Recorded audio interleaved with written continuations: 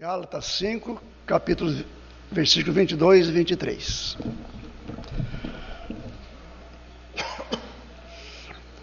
Mas o fruto do Espírito é amor, alegria, paz, paciência, amabilidade, bondade, fidelidade, mansidão e domínio próprio. Contra essas coisas não há lei. Recentemente foi feita uma mensagem aqui pelo jovem Felipe Campos, que fez a oferta hoje, e ele falou sobre o fruto do Espírito Santo. E como ilustração da mensagem, ele utilizou uma mexerica. A mexerica simbolizava o fruto do Espírito Santo, sendo como uma unidade. Mas ele mostrou que uma mexerica tem vários gomos. Assim como uma casa tem vários cômodos. E nem por isso deixa de ser uma casa ou uma mexerica. Então, aqui nesse texto que nós lemos, lembrando da mexerica, simbolizando o fruto do Espírito Santo, respectivamente, nós vamos ver o amor, nós vamos ver a alegria, a paz, a paciência, a amabilidade, a bondade, fidelidade, mansidão e domínio próprio. E tudo isso devemos exercer livremente, porque, como diz o texto, não há lei que proíba praticarmos isso em nossas vidas. Hoje, em especial, nós vamos falar de paz, um do gomo dessa mexerica simbolizando o fruto. Mas nós não vamos falar da paz que o mundo exerce. Essa paz que está submissa a um momento que estamos vivendo. Vamos sim falar da verdadeira paz. Mas que paz é essa? Biblicamente falando, paz é um estado de tranquilidade e harmonia com Deus e com as pessoas. A paz verdadeira, ela vem de um relacionamento. Podemos então afirmar que a paz é o fruto da nossa reconciliação com Deus. Pois somente de Deus vem a paz real, Jesus Cristo. Nele está a nossa paz. E estar em paz não significa estar sem problemas, principalmente nos dias que nós estamos vivendo. Problemas, às vezes, é como água no oceano. Não cabe dentro de nós. Apesar das tribulações, mas apesar de tantas tribulações, o cristão, ele tem paz com Deus. Através de Cristo, nós fomos reconciliados com o Pai. Veja lá em Romanos capítulo 5, versículo 10. Romanos capítulo 5, versículo 10. Paulo escreveu o seguinte àquela igreja: se quando éramos inimigos, fomos reconciliados com Ele, mediante a morte de Jesus, seu Filho, quanto mais agora, tendo sido reconciliados, seremos salvos por sua vida. Vemos aqui reconciliação, salvação. Mas vemos também um custo. O custo de uma vida. Então eu pergunto, foi barato o preço da nossa salvação para Deus? Para Deus custou a vida do seu filho. Então olhe você, ou pense no seu filho, ou pense numa pessoa que você ama desesperadamente. E eu lhe pergunto, por quanto você disporia do seu filho ou dessa pessoa que você ama? Pensando nisso, dá para calcular o amor de Deus por nós. Podemos perder tudo nesse mundo, mas jamais vamos perder o amor de Deus. Este amor é quem nos trouxe a paz dos céus. Vendo lá em Lucas, capítulo 2,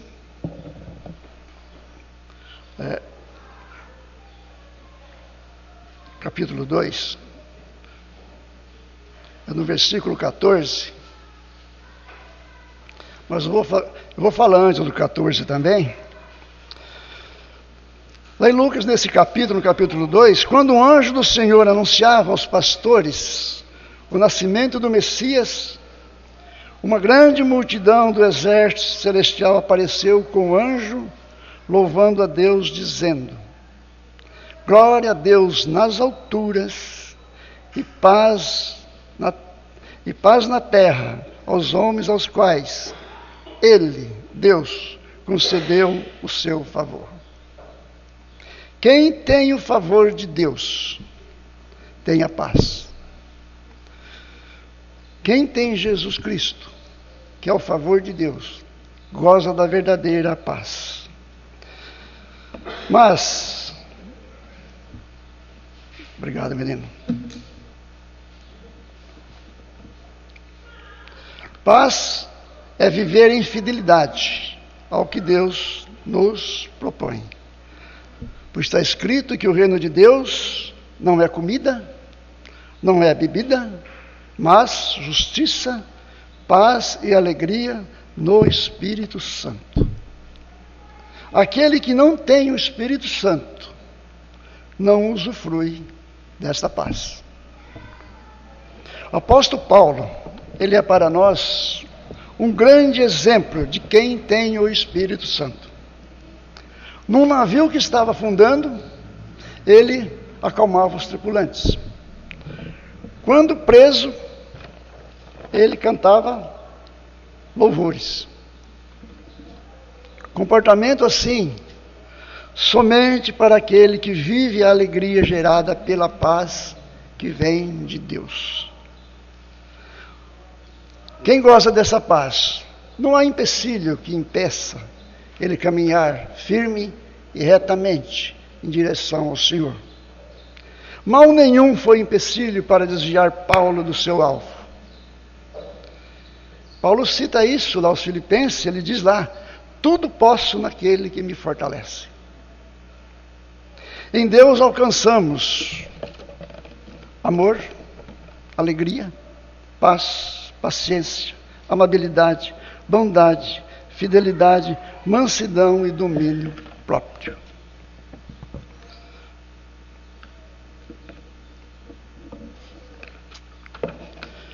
Qual era o propósito de Paulo? Qual era o alvo de Paulo? A dica que eu dou é: não era pregar o Evangelho. Não. Para muitos talvez seja este o alvo. Não era para Paulo. Pregar o Evangelho para Paulo era uma missão que o próprio Jesus designou a ele. E ele cumpriu cabalmente. O seu alvo principal era alcançar o prêmio da soberana vocação de Deus em Cristo Jesus. Esta era o alvo principal de Paulo. Era estar com Jesus na eternidade com Deus. Este também, creio que deve ser o alvo de todos nós. Pois o próprio Jesus diz: nem todos que me diz Senhor, Senhor, entrará no reino dos céus, mas aquele que faz a vontade de meu Pai, que está nos céus. Muitos decidem pregar o Evangelho, e pregam bem, muito bem, mas, ou porém, não vivem a mensagem do Evangelho. Pregam para se mostrar, pregam para se engrandecer e buscando aplauso dos homens. Paulo, pelo contrário, ele vivia o Evangelho. Ele fez da palavra de Deus o caminho para atingir o alvo principal, o galardão da vida eterna com Deus. Entre as últimas recomendações de Paulo a Timóteo, ele diz: combati o bom combate, completei a carreira e guardei a fé. E Paulo encerrou a sua missão em paz com Deus. E Jesus afirma: bem-aventurados os pacificadores, pois serão chamados filhos de Deus. E podem ter certeza, pessoas que semeiam paz são mais felizes. Motivo disso? Tem o Espírito Santo vivo no coração. Tem em si a paz de Cristo. E Jesus disse aos seus seguidores: deixo-vos a paz, a minha paz vos dou. Ele, Jesus, é o mediador da paz, e a sua paz transforma o mundo. Paulo escreveu em Éfesos 2, capítulo 2, versículo 14 e 26, essa transformação que Jesus fez ao mundo. Lá diz o seguinte, Efésios 2, do 14 ao 16: pois ele é a nossa paz, o qual de ambos fez um e destruiu a barreira, o muro de inimizade, anulando em seu corpo a lei dos mandamentos expressa em ordenança. O objetivo dele era criar em si mesmo, dos dois, um novo homem, fazendo a paz e reconciliar com Deus os dois em um corpo, por meio da cruz, pela qual ele destruiu a inimizade. O que está nesse texto, Deus já havia dito ao povo de Israel através de Isaías há muitos e muitos anos atrás. Veja lá em Isaías 57, 19, a beleza desse versículo. Isaías 57, 19.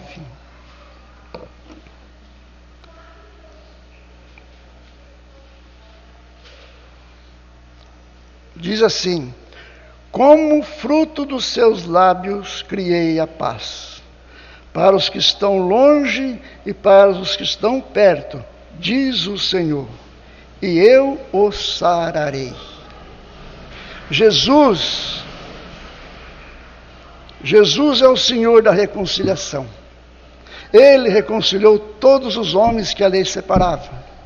A lei era o muro da inimizade entre os homens. Na cruz, a lei foi anulada por ele.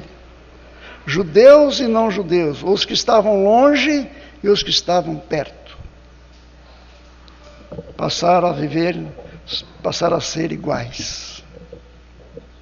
E para que a terra e o céu possam viver em harmonia, Jesus nos deixou a sua mensagem de paz, o seu Evangelho. O Evangelho é uma mensagem de paz. O alvo da pregação é a paz. A própria mensagem é chamada de o Evangelho da paz. A paz de Deus é destinada a todos. Paz é a forte mensagem que devemos levar às pessoas. E paz é o relacionamento e harmonia entre homens e Deus. Nós cristãos devemos ser o veículo desse relacionamento. Jesus diz que nós somos o sal da terra. E o sal não deve ser empregado para preservar coisas ruins, nem coisas estragadas, mas preservar o que é bom, o que é saudável. O papel do cristão é de temperância, é de ser equilibrado, levar às pessoas o sabor da palavra de Deus.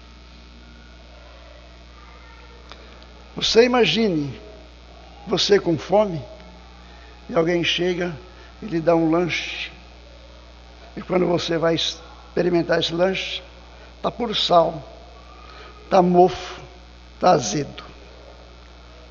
Dá para interagir com alguém dessa forma? Dá para interagir com alguém salgado? mal-humorado.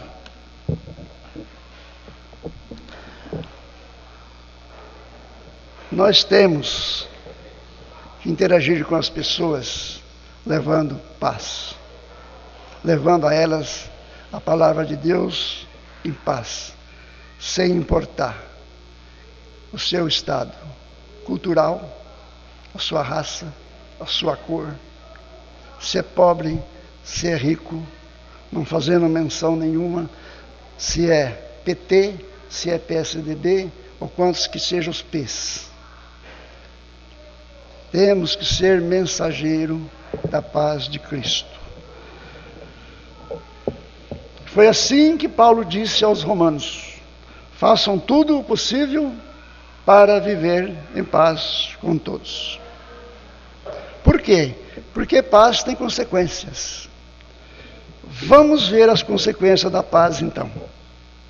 A paz gera conforto e bem-estar, tranquilidade e satisfação de estar verdadeiramente em Deus. A paz é guardiã da fé.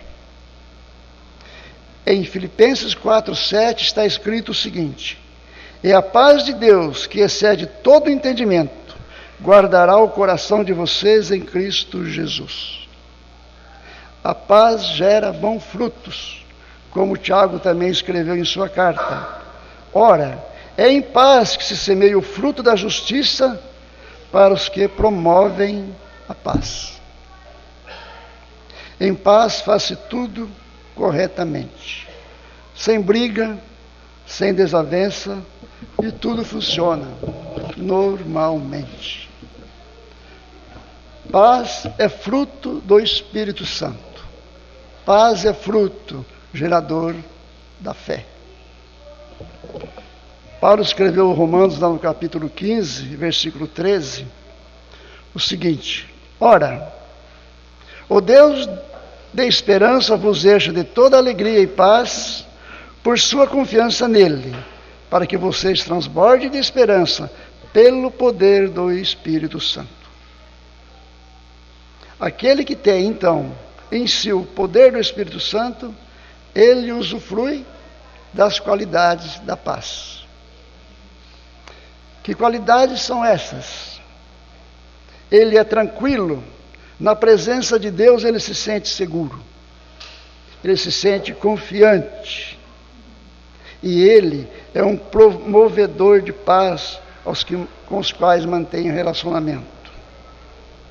Sua presença, aquele que tem a paz de Cristo, a sua presença faz bem e é agradável.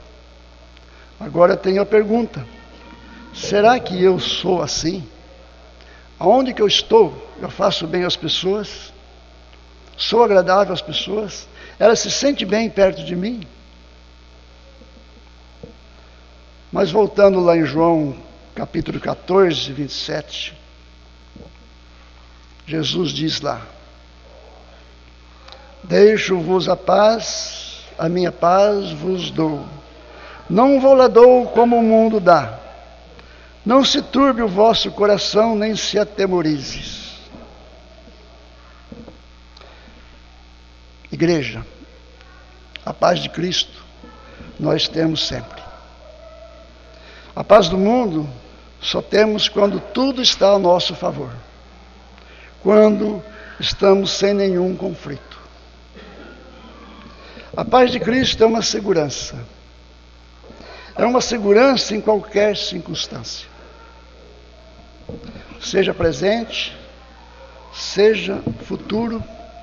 Se você tem a paz de Cristo, você não precisa ter temor nenhum. Esta é a mensagem que eu trouxe hoje para a igreja. Amém?